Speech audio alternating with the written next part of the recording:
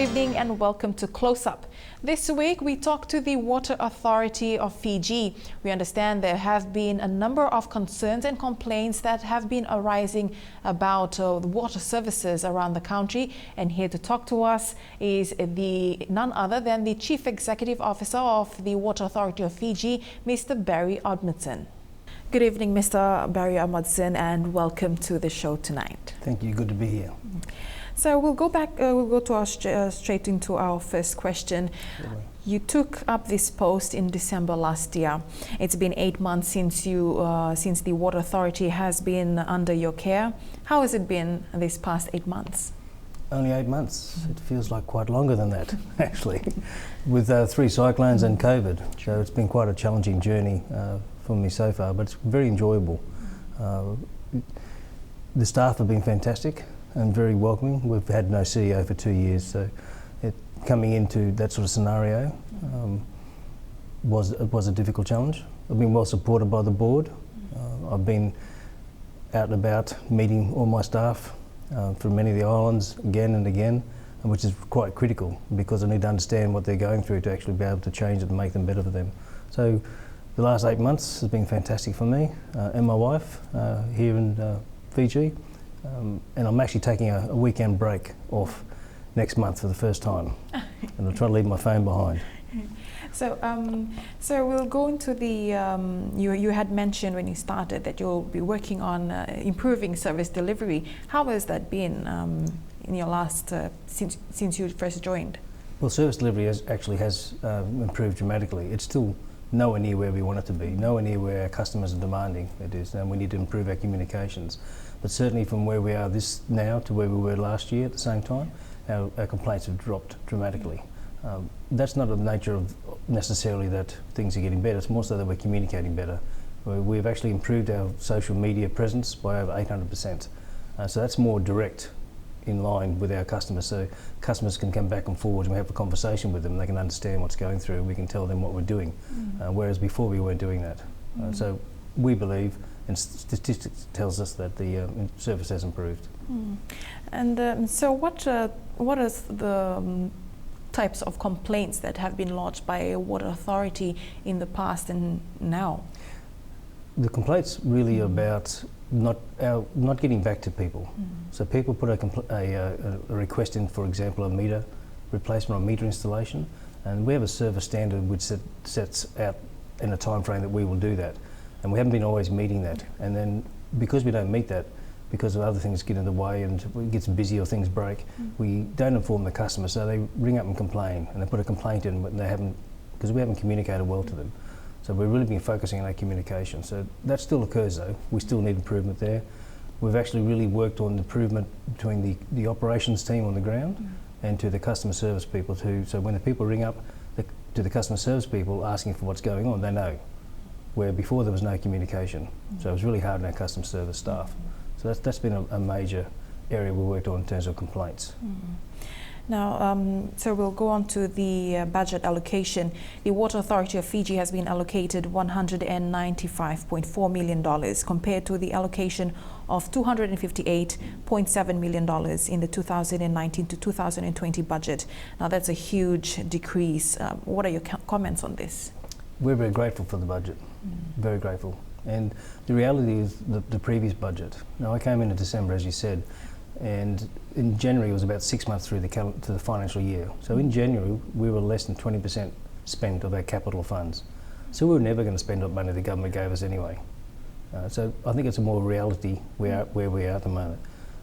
Yes, it will be challenging, most certainly, particularly with a nearly $7 million cut for our operational area. That'll be challenging. But I've said to the board that I'm willing to bet on our teams that we will actually continue our service delivery. And by and large, in the last fortnight, I've been going around speaking to our teams one-on-one from everywhere and telling them about our budget, what it means. And I was very impressed with the spirit that we have within the Water Authority of Fiji. So I'm comfortable with the budget. Thank you, sir. Will the decrease in allocation affect how the authority will provide its services in any way? No.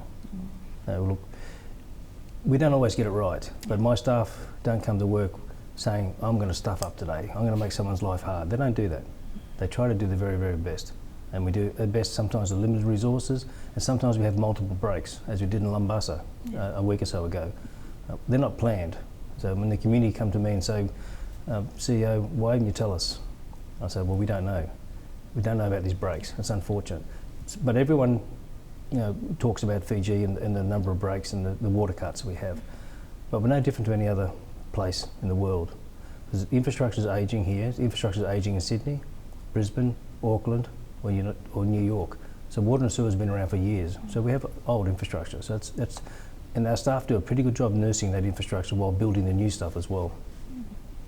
And so the Water Authority of Fiji has confirmed that you will not disconnect water supply to Fijians who are generally impacted by COVID-19. So tell us more about that and how do you apply for this?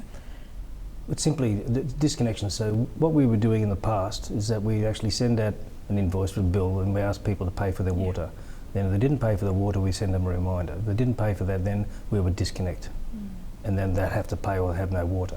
So as a consequence of the global tightening financially, it's no different here in Fiji. We get that 40% of our income's gone with the tourism industry. So what we did as the board of the Water Authority of Fiji said we'll actually have no disconnections. And we encourage you, we actually strongly encourage our people, and I say to all Fijians out there, it's not a waiver. The bills will need to be paid come 31st of March. So enter into payment plan with us, and come 31st of March, if we have a payment plan in place, then you won't be disconnected. For those who think that they're not going to pay till the 31st of March, you will be disconnected the next day, because we need an income to come in to go back there to say, we've just said this temporarily halt in these tough times. And with this the decrease in allocation, so how do you expect to make revenue from this, since some may not be able to pay their bills? That's a really good point. With the cost of water at the moment, which is one of the lowest in the world, not the Pacific, so it's very, very cheap. We're not able to recover our operational costs, let alone our capital costs. So we rely on the government of Fiji, but we just still capture our revenue. Still very, very critical to capture that revenue. We're looking at alternative means of revenue as well too. We're looking in the Kinaya wastewater plant, where we wanted to actually generate power with the gases and the waste products and put that power into the grid and reduce our electricity costs, because our electricity costs are the highest cost we have operationally. We have a $75 million operational budget, which is very tight, and 23 million of that is on power. If we can reduce that just a bit, then we'll save money there, and that'll add to our revenue focus. Now we'll go back to that, you had mentioned the Kinaya waste management plant. Can you tell us more about that and how you're working to convert that into energy? Okay, so what we've been doing, we haven't done nothing recently because of funding and other priorities. So last year we were actually, what's called flaring and actually getting carbon credits. So we're working with the Asian Development Bank and others, and only early this year we received over $150,000 in revenue on our carbon credits. That's what we've been doing. But that takes resources to do that as well too. So we're trying to balance running an operational business at the same time trying to have this additional revenue coming in. And Kinaya is a really good spot for that, because we also have a lab there. So our lab is NATA certified, which is really high class.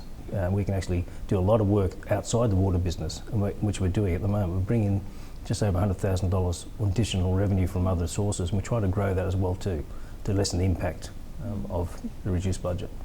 Thank you very much for that, Mr. Omundson. Don't go away, we'll have more discussions after the break.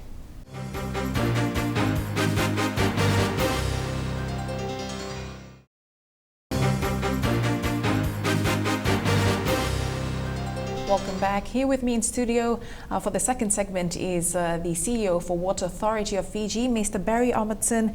Mr. Omundson, tell us about the current infrastructure projects that Water Authority of Fiji is currently working on. Okay, I'll just first compliment you on getting my name right, Omundson, and I have trouble. I've been using it for 50 odd years. I still have trouble, but it's good to hear that. Infrastructure projects in Fiji, we have a capital budget this year of 120 million. The main focus of that capital budget, well, there's several focuses. One is the Rewa water project, which will help the Suva-Nassori corridor immensely. So in Suva and Nassori we have over 400,000 people, and it's growing every day. And it's putting constraints on our supply in Suva, and it's finally balanced at the moment.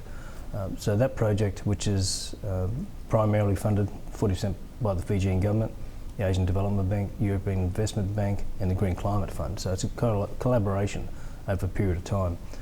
So it'll be not next year, the year after it'll be completed.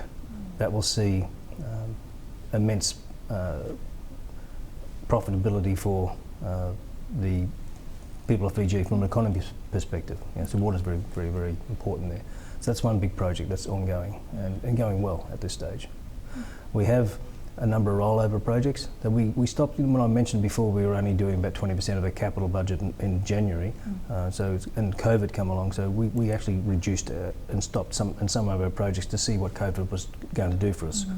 So we've rolled those projects over, and they're some of the minors, some of the mains extensions, the main replacements in areas. And then there's a focus on our rural projects as well too. So we have quite an extensive rural program, not just water, but also wastewater as well too. And they're spread out everywhere in the islands. And so you talked about the Suva-Nassori corridor. What about the Western Division? Are there any projects happening there? Well, that's funny. Yes, there are projects. There's normal day-to-day replacements of parts and those sort of things, and we're actually focusing on our wastewater plants and in the West at this stage. We're desludging them and increasing their capacity, but more important probably to increasing the ability to meet environmental discharge licences as well too. We were looking at another project here that we're seeking funding for, just to see the feasibility of it. The feasibility of actually duplicating the line from Vitura Dam to the Nangdo treatment plant. So we duplicate that, we put a power generation plant there, we can generate power with the water pressure coming down into the grid, and maybe have another treatment source as well too. So we're investigating those options. So that's not here and now, and maybe not next year, the year after, but probably in 5 years' time. And certainly 10 years' time, we have a different water source or additional water source of the West, plus the ability to put power to reduce that $23 million, as I said, we have in power bills. So we've been focusing mainly, and the complaints usually come from the urban centres. We have not only in Viti Levu but also in Vanu Levu. What about, tell us about the rural water projects. Are there any complaints coming up from there? Yeah, there is complaints. There is, and probably they express it differently. Not so much the way of complaints, because every rural area has a water committee. We try to work with the water committee. There's some outstanding water committees out there that are doing a phenomenal job. I can't remember the name of the village I went to just only a month ago. It's just out past Nassori. They've actually done a lot of work themselves, raised money themselves, dug the trenching themselves, put tanks in place that connect to the rainwater, and they just want a little bit of assistance from us. So we were happy to go there and provide that assistance. There are others that are actually letting their facilities run down a lot, and then when it's broken, they give the Water Authority of Fiji a call. And generally, we're happy to do that, and we're still working closely with rural communities because they do it tough. Yeah. They do it tough, and you read a lot about catchments without the proper water sanitation. So there's so many different villages out there. There's only so much we can do each year, and we have a plan to do over time to make sure that all Fijians have access to clean, safe water. Now, I'm sure in your past 8 months you've done your tours around the country and visits to rural areas as well. How has that been, and what have you noticed during a tour? I've noticed, I know why people come to Fiji. It's such a beautiful place. It's just amazing to, I get amazed when I drive out of the Suva area and when I'm going to Nandi or to Lautoka, how the countryside changes and the rain stops at a certain point. It's like the switch is turned off. It's raining in Suva, and I say to people, does it ever stop raining in Suva? And then to the west. Then going to Lambasa, Sava, it's beautiful, that area there. And then getting in a car, travelling on a dirt bumpy road through the forest to catch a boat across to Tavuni. It's such an attractive place. And what it's put to me is just how difficult the role is for the Water Authority of Fiji, because we have people, and there's only one person who takes to be a customer. So we treat everyone as a customer. So we have customers, and potentially in so many different islands, very hard to get to. And we have staff generally on those areas as well too.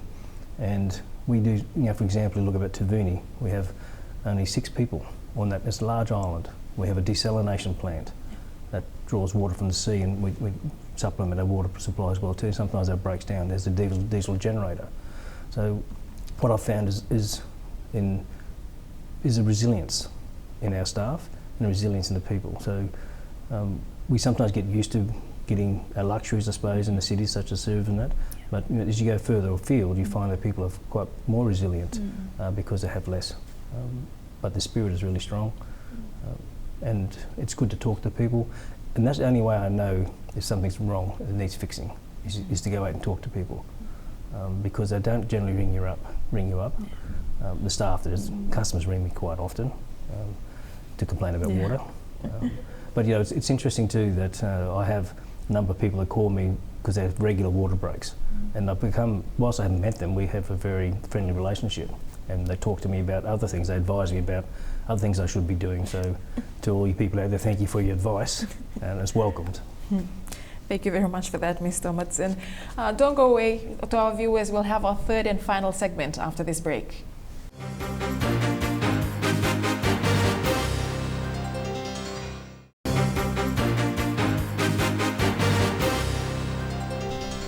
Welcome back. For those of you who have just tuned in, this is our third and final segment of Close Up, and here with me in studio I have the CEO for Water Authority of Fiji, Mr. Barry Omundson.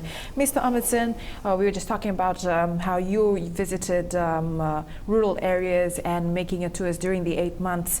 What are some of the concerns that have been raised by some of your customers? In the rural area? Yes. Some of the concerns relate to lack of presence of Water Authority of Fiji. They sometimes don't see us until something goes wrong. So we also have issues with the supply of material to them. Some of the material they've actually got, the pipes they've set up are old and get damaged. Some of the water committees haven't been probably trained to be competent to look after the water system. So we provide that training to make them competent. It's okay to train somebody and then walk away, but you need actually them to absorb that so they can actually look after things for themselves better. But generally we don't have too many complaints from the rural area on those things. They have requests. We get requests all the time for materials, assistance, water connections, and where we can, we do that. Where we can't do that, we actually tell them when we're going to do that, and we put it in our future budget. It may well be a new water source, it may well be new piping.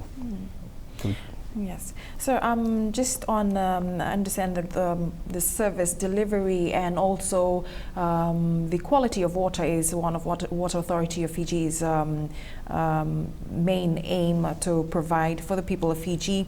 There have also been concerns in the past few days on the quality of water. Can you just tell us more about this, the contamination of water? Yeah, I read that with interest, and I put a press release out last night because it's totally incorrect. So it's totally incorrect. So that's the Lumbasa matter, where school children got sick for allegedly drinking water with diesel in it. So that's totally incorrect. Those school children got sick because they had a water tank, and the water tank was infested and it became E. coli, a bacteria in it, and they got sick. Then the school called us up. We sent a tank out to provide them water. So we don't provide contaminated water. Our water is treated to all standards. Sometimes the water may look a bit discoloured, sometimes it doesn't. So even water discoloured is okay to drink. Okay, but if you, as I said in my press release last night, if you're in an area where it's untreated water, then you should always boil your water. Even in places such as Sydney and Auckland and others, people at home, and I did myself, you have a filter in your own tap anyway. Because unfortunately no one trusts the water source, the water makers. But the water in here in Fiji is just as good as anywhere else. Yes.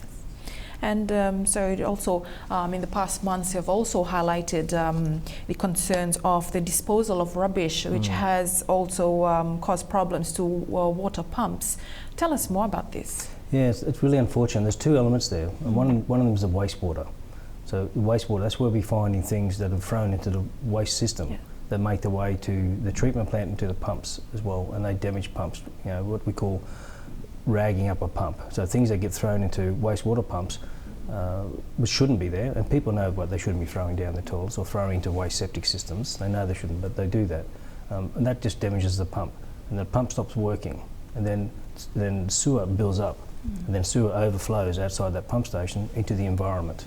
And then we need to really improve our environmental compliance, and I'm looking forward to working with the PS for environment to do so in the future.